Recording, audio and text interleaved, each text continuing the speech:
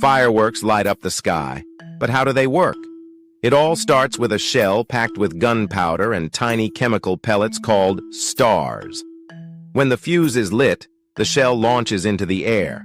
At the right height, a second explosion ignites the stars, creating those stunning colors and patterns.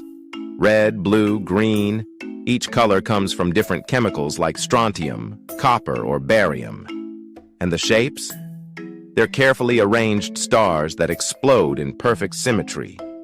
Fireworks are chemistry and physics in action, a true spectacle of science.